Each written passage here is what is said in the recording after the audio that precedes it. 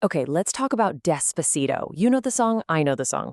For a long time, it was the most viewed video on YouTube, a total global anthem.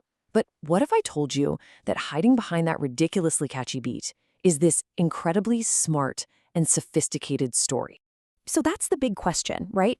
How does a song whose entire message is slowly just explode into the fastest growing phenomenon in music history?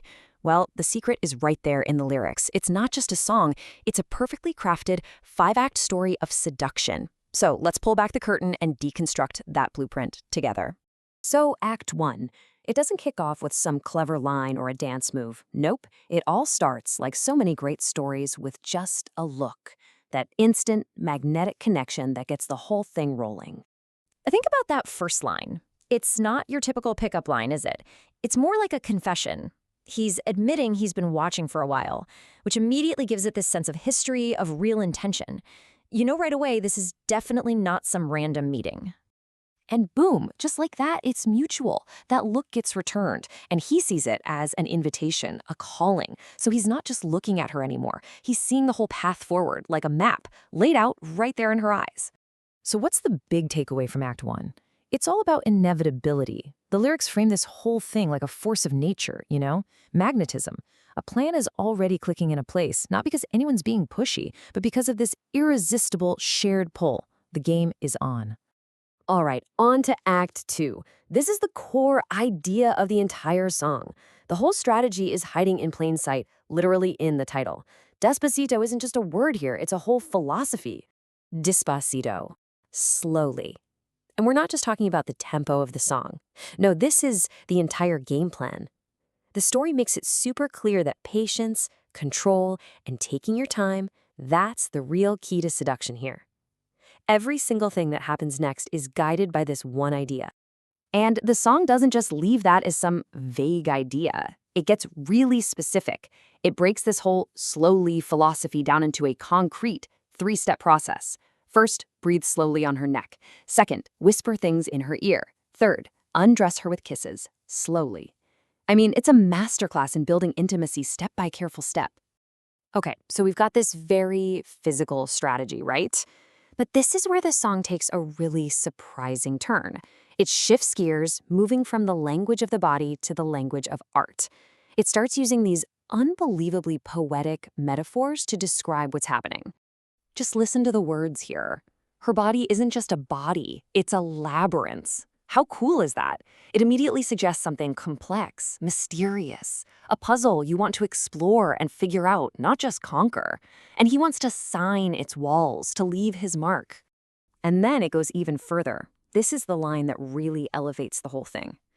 He doesn't just want to explore the labyrinth, he wants to create a manuscript out of her body, a totally unique written piece of art. It literally transforms a physical moment into an act of artistic creation. So you see what's happened? The story has gone way beyond simple seduction. Now it's about artistry. And by framing desire this way, as an artistic ambition, the song gets this depth, this sophistication that, let's be honest, you just don't find in most pop songs. But this slow, poetic vibe, it doesn't just sit there on its own. The story creates this amazing tension by smashing that patience right up against a much more aggressive, passionate energy that just keeps building and building. And you can see that contrast right here. On one hand, you've got step by step, soft then softly. But then on the other hand, let me trespass your danger zones. It's let's start slowly and then immediately followed by then savagely. The whole song is this incredible dance between control and just letting go. And this line, I see that you are malice with delicacy, it just perfectly sums up his partner and really the whole vibe of the song. It's such a beautiful contradiction, right? It's admitting there's this thrilling, maybe even dangerous side, but it's handled with total grace and finesse. And let's be real, this whole patient, slowly approach, it has a very specific, very powerful endgame. It's all building up to one thing, a moment of complete surrender. A total loss of control, of identity, where the only thing that exists is right now.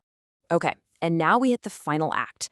This is where all that tension, all that poetry, it all comes to a head. The story builds to this huge, cinematic climax. and it's set in a very specific, very meaningful place. This setting here is absolutely key. The peak of this super personal story doesn't happen in a club or a bedroom. Nope, it's on a beach in Puerto Rico. And that choice is so deliberate. It's designed to make this moment feel way bigger than just two people. I mean, come on, how epic is this line? The passion is so huge that it's not even the people screaming anymore. The song makes nature scream.